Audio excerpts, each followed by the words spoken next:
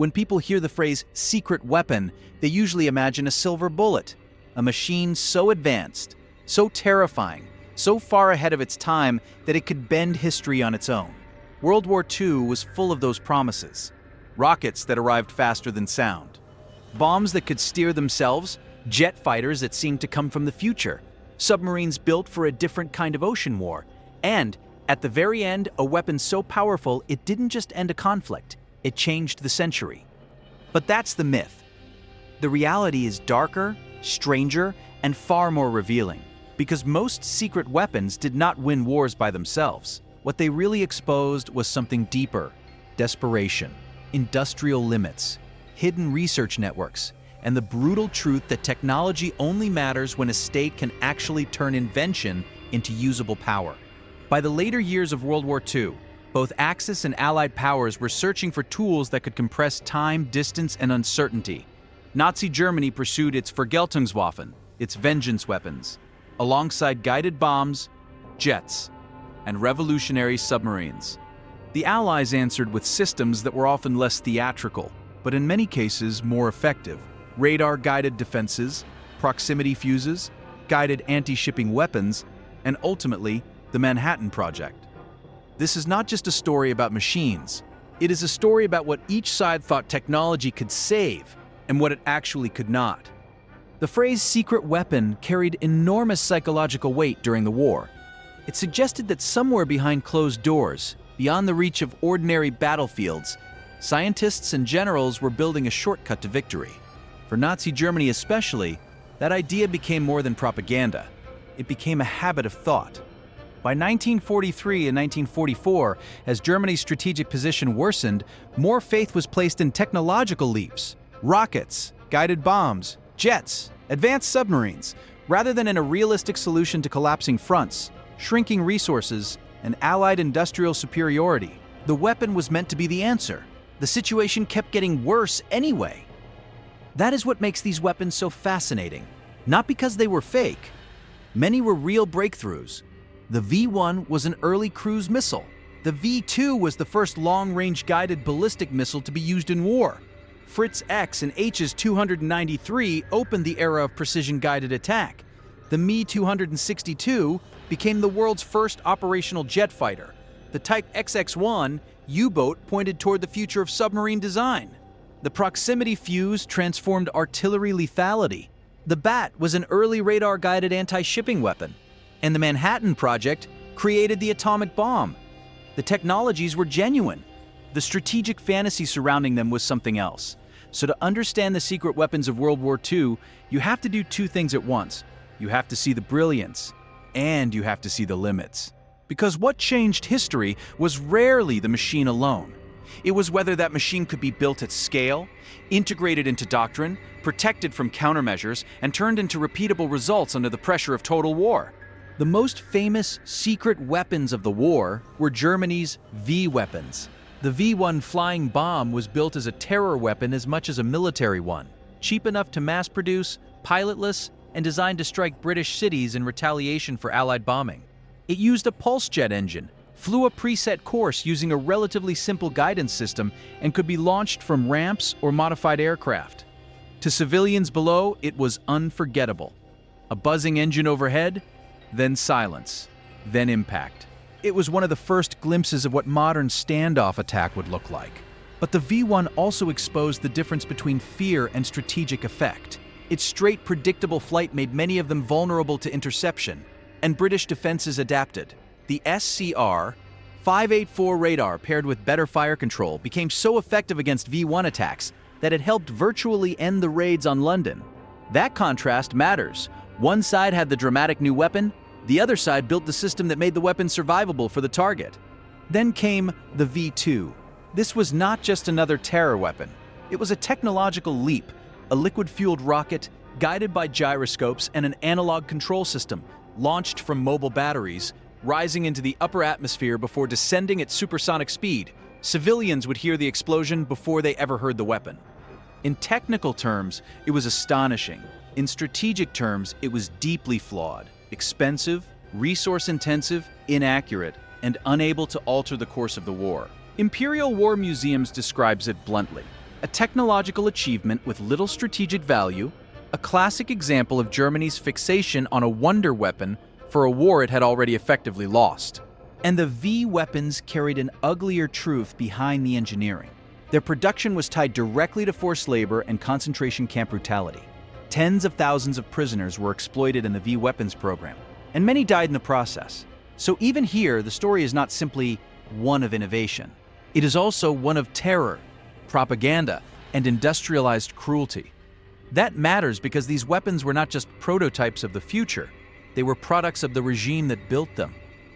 If the V1 and V2 were loud demonstrations, Germany's guided bombs were something more precise, and in some ways more modern. The Fritz X and H's 293 were among the first guided bombs used successfully in combat. Deployed by the Luftwaffe beginning in 1943, they were controlled after release by an operator in the launching aircraft. Fritz X was built to strike heavily armored ships. H's 293 was better suited for merchant vessels and less protected targets. Around Salerno and in the Mediterranean, they introduced a terrifying new idea, a bomb that did not simply fall, but could be steered toward its victim. This is one of those moments where World War II suddenly looks much more contemporary. Precision strike is often treated like a late 20th century story. It isn't. The core logic was already there. Keep the launch platform farther away, guide the weapon onto the target, and let technology compensate for distance. These early systems were still fragile, still dependent on line-of-sight guidance and vulnerable to disruption. But they were not fantasies. They worked in combat. They marked the beginning of a different age of attack. And the Allies were not standing still. The US Navy's ASMNN-2 BAT carried that logic even further. It was a radar-guided anti-shipping bomb, used in the Pacific from early 1945, with more than 2,500 built. In a war that had begun with dive bombers and torpedoes, this was a different future emerging in real time. A weapon that could search for its target after release. Not a battlefield miracle. Something more important. A proof of concept for the guided warfare to come. Then there was the Me-262. The aircraft has become almost mythical. Germany's jet fighter, the machine that looked decades ahead of its time. In one sense, that reputation is deserved. The National Museum of the US.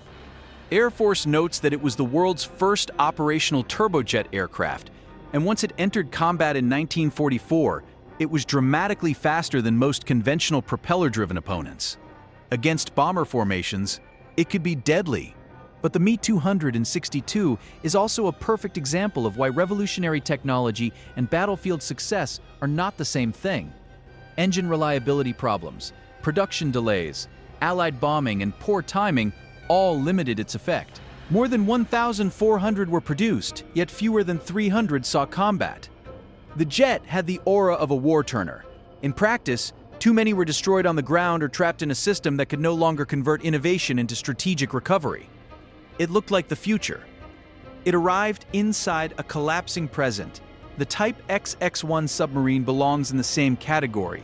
Not a myth, not a hoax, but a genuine leap that came too late to reshape the war that produced it. The surviving Wilhelm Bauer museum boat describes the Type 10X-1 as a development that revolutionized submarine construction, and for good reason. These boats were designed for sustained underwater performance at higher speeds than earlier U-boats, pointing toward the post-war submarine era rather than the old surface-running attack boat with limited submerged endurance. It was a weapon system built for the next war, appearing at the end of the current one. This is the pattern that repeats across many so-called wonder weapons. Their importance is real, but often in retrospect. They mattered because they previewed what war was becoming, not because they solved the crisis of 1944 or 1945. The Axis secret weapons are usually the most visually dramatic, but some of the most consequential wartime technologies were Allied systems that looked less glamorous and delivered more usable results. One of them was radar, especially in the integrated form that linked detection, tracking, and fire control. MIT Lincoln Laboratory's History of the SCR 584 describes a radar accurate enough to direct anti-aircraft fire and effective enough to help end V-1 raids on London. The same broader radar ecosystem also helped suppress the U-boat threat and manage air defense more effectively. That is a different kind of secret weapon, less cinematic than a rocket, but far more adaptable. The proximity fuse belongs in that category too. At first glance, it sounds technical and narrow, a fuse that detonates shells when they come near a target, rather than only on direct impact. In reality, it sharply increased the effectiveness of artillery and anti-aircraft fire by using a tiny radio-based system inside the shell itself. Smithsonian's description makes the point clearly. These fuses dramatically increased artillery effectiveness in the later stages of the war. This was not a single spectacular machine. It was a hidden multiplier, one that made existing weapons much more lethal. And that may be the most important contrast in the entire story. Nazi Germany often chased dramatic, psychologically potent breakthroughs under increasingly desperate conditions. The Allies, by contrast, more often succeeded when they built technologies that could be absorbed into larger systems: production, logistics, command, targeting, air defense, naval warfare. That is one reason why some secret weapons changed headlines, while others changed outcomes. At the end of this chain sits the Manhattan Project, not because it was the most elegant technology, not because it was morally simple, and certainly not because it can be discussed lightly. It belongs here because it was the largest and most secretive wartime project of the conflict, and because unlike so many other wonder weapons, it achieved exactly what secret weapon mythology always promises: a decisive, world-altering result. The National World War II Museum describes it as the largest, most secretive wartime project in history, built to develop, test, and deliver an atomic weapon. What made the Manhattan Project different was not just the physics, it was organization. The program coordinated scientists, engineers, industrial facilities, massive electrical infrastructure, and extraordinary secrecy across the United States. It was not a prototype searching for a miracle. It was a state-scale machine designed to turn theory into production, and production into power. In that sense, it was the final answer to the riddle of World War II secret weapons. The decisive weapon was not merely advanced, it was integrated. And with that, the meaning of the term secret weapon changed forever. Before 1945, it could still carry the romance of a hidden breakthrough. After 1945, it carried something heavier: the knowledge that industrial secrecy, scientific acceleration, and state power could produce a weapon capable of ending a war by opening a terrifying new era. So what were the secret weapons of World War II, really? They were rockets, guided bombs, jets, advanced submarines, radar systems, fuses, and finally the bomb that split the atomic age open. Some were terrifying, some were brilliant, some were overrated, some worked exactly as intended. But taken together, they reveal something more important than a catalog of machines. They reveal how modern power actually moves, not through invention alone, through the marriage of science, industry, secrecy, organization, and political will. The V-2 could terrify a city. The Me-262 could shock a bomber crew. Fritz X could announce the future of guided attack. But the larger lesson of the war is harsher than the legend. The side that wins is not always the side with the most dramatic weapon. It is the side that can turn innovation into systems, systems into pressure, and pressure into strategic results. And that is why World War II's secret weapons still matter, not just because they were ahead of their time, but because they exposed the shape of the world that came after it. If you want, the next step is obvious. We can go deeper into the machines that looked unstoppable, and the hidden reasons they failed.